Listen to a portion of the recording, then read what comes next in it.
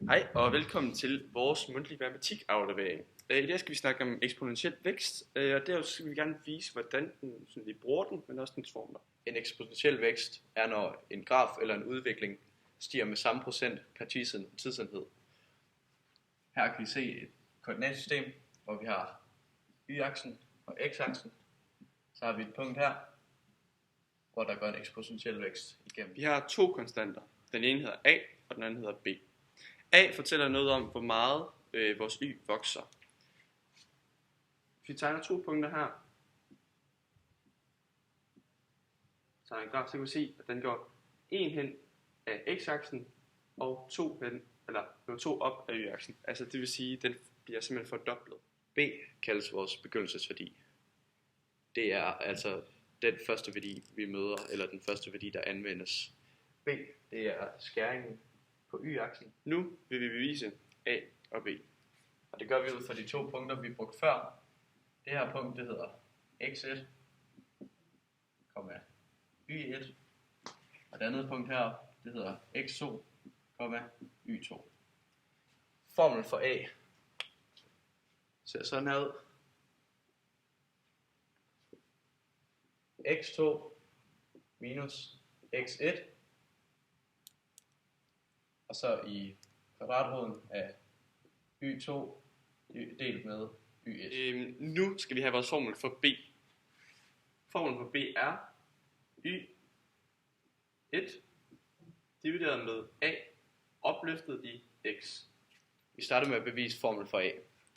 Formlen for en eksponentiel vækst er y lige med b gange a opløftet i x. Det vi skal starte med at gøre, det er, at vi sætter punkterne fra før ind i den her. Så vi siger y1 lige med b gange a opløftet i x1. Og y2 lige med b gange a opløftet i x. Det er jo formen for a, vi skal finde.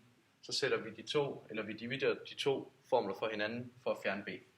Det gør vi ved at sige y2 divideret med y1 på den ene side af lighedstegnet lige med b gange a x1 divideret med b gange a opløftet i x2. Det vi så kan se, det er, at b er det samme på hver sin side af divisionstegnet, så dem kan vi fjerne. Nu ser formen således ud.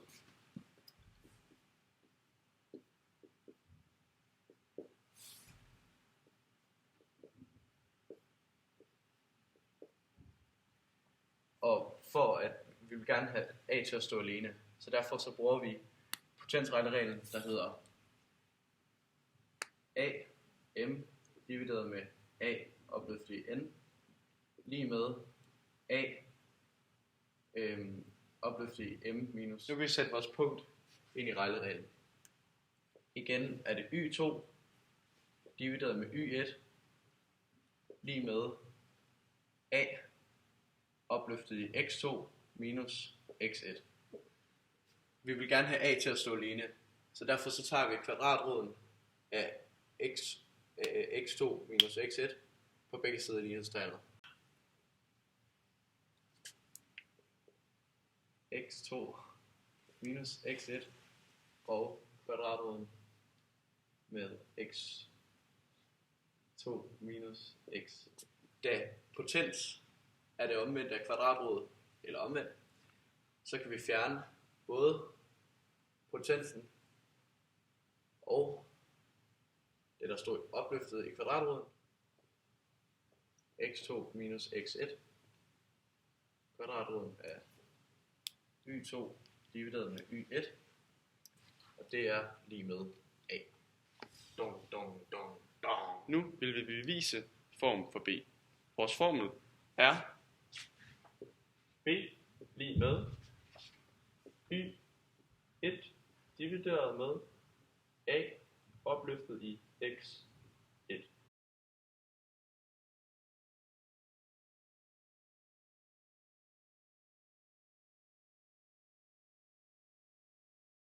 Nu skal vi igen bruge vores formel for eksponentiel vækst. Den hedder y1 lige med b ganget med a opløftet i x1.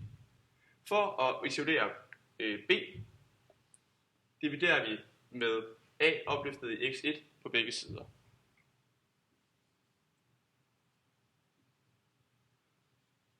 Opløftet i x1. Okay, nu kan vi se, at der er både ganget og divideret i forhold til b, så derfor kan vi faktisk slette både ax her og a opløftet i x1 hernede, fordi de går ud med hinanden. Her ser vi faktisk formlen for vores b.